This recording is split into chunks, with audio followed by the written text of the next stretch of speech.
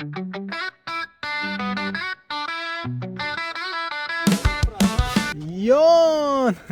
Isang produktibong araw sa ating lahat mga kabisyo sa pagnenegosyo. Yun, ang ganda na naman ng tanawin natin. Andito tayo sa Blue Pond. Kulay blue daw yan eh. Minsan eh, yung parang yan, yung pond. No? Dito sa Hokkaido, Japan.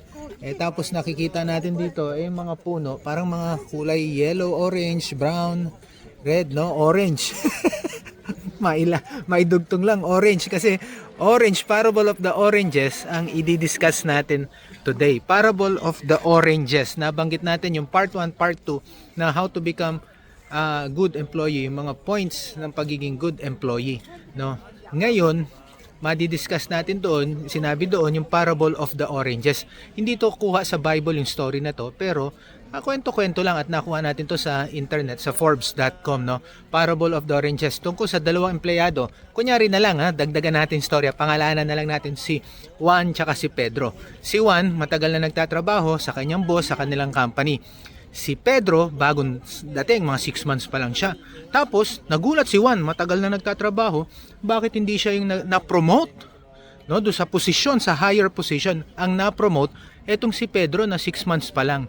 Kaya ngayon, talagang, kinausap niya yung amo niya, no, yung employer. Sabi, "Boss, bakit naman ganun? Bakit ako yung, hindi mo ko pinili na ma-promote, pinili mo si Pedro?" Sabi, sige oo nga no, sige sasagutin ko yung tanong na yan, pero sandali. Ganito, utusan mo na kita, bumili ka ng oranges, no, yung prutas, oranges, kasi may party yung aking asawa sa bahay, gagawa siya ng orange juice. Sige, sabi ni Juan, ako agad siyang bumili at pagkabalik niya, binigay na niya yung oranges at binigay niya yung sukli. Tinanong siya ng boss niya, Juan, magkano yung oranges? At anong nabili mo? Hindi ko alam basta yan yung oranges, ayan, at yung resibo nandyan yung sukli ninyo. Sasagutin nyo na ba yung tanong ko na ba't hindi nyo ako pinili? Sabi niya gano'n, ano? Sandali bago ko sagutin yan, tawagin ko si Pedro. Si Pedro naman, inutusan din niya. Pedro, no? Bumili ka nga ng oranges kasi magpa-party yung aking asawa, meron siya mga bisita, gagawa siya ng orange juice. Ako, edi ngayon talagang, sinunod din ni Pedro habang naintindihan, nakuha ni Juan yung ginagawa, no, ni Pedro. Pagbalik ni Pedro, bumalik siya, tinanong siya ng boss niya, Pedro, kamusta yung oranges? Ilang kilo o ano bang nabili mo? Nasa na yung sukli? Sabi gano'n, no? Sabi ni Pedro, yun na nga po boss, hindi ko alam kung anong bibilin kong klaseng orange, kaya tinawagan ko yung asawa ninyo. At nalaman ko na yun nga, magpa-party sila, gagawin pala niyang orange juice.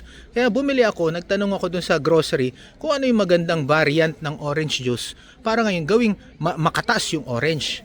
Tapos, ilang kilo ang binili mo? Yun nga, hindi ko rin alam kung ilan. Kaya tinawagan ko yung asawa niyo ulit para malaman ko kung ilan ang bibilin ko. Nalaman ko na ilang bisita niya. At ngayon, tinanong ko sa grocery kung mga ilang pirasong oranges ang bibilin. Nalaman ko kung ilan. At ngayon, nasa na yung oranges? Boss, dinaan ko na sa bahay ninyo papunta rito dahil alam ko kailangan ng asawa ninyo kagad. Kaya ngayon, dinaan ko na para ma-prepare. Nakita mo na, no? Tapos, okay, salamat, sabi ni boss kay Pedro. Sabi ni Juan, Juan, binalikan ni boss si Juan. Ano sa tingin mo? Nakuha mo ba? Bakit hindi ikaw ang napili? sabi ni Juan, boss, alam ko na talaga ang dahilan kung ba't hindi ako napili ninyo. Yun, napakaganda nun. Napaka-proactive kasi ni Pedro dun sa pagbili nung prutas, nung inutusan siya. Hindi lang basta makabili. Sa halip, anong dapat, anong tama, ginawa niya, ano yung mas makakatulong, makakabuti. Ganyan ang mga employees o yung mga nagnenegosyo, naghahanap buhay.